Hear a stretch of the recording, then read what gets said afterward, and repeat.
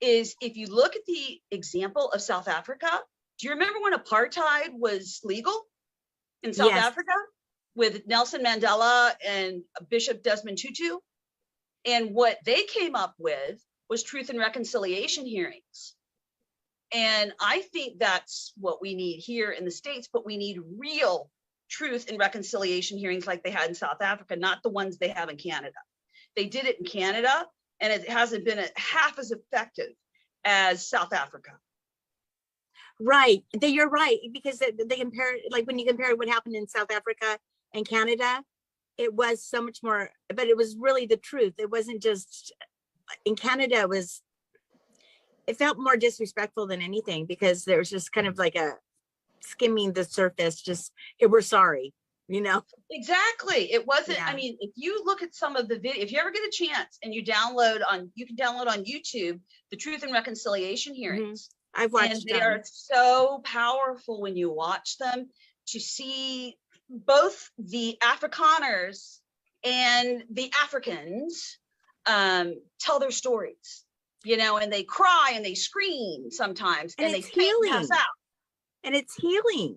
It's exactly. That's what we need. We need healing, because our people are, I mean, you saw us all, like when we talked about the residential schools, we're still crying over it. We need some healing. Yeah. We need some recognition. We need to be shown that we're valid and we're worthy of that. And that this can never happen again, you know? Right.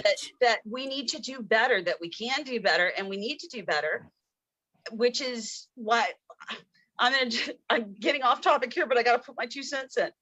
History belongs to everybody. If it offends one, I'm sorry about that. But history belongs to everybody, and I don't think we should hide it or try and put it out.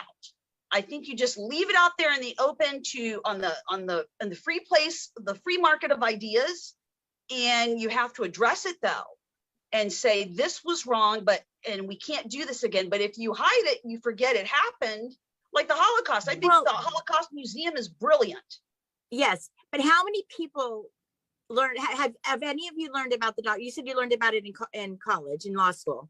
I never learned about the Doctrine of Discovery until recently, actually. Right. And I mean, have you learned about it in school? So first would be education, I think, and making people learn more about the Doctrine of Discovery, have it in our curriculum, have people know what it was, and then you can reflect on that, and you can say how things came about in this country, and we can recognize the policies and the actions that were intentionally designed to dominate and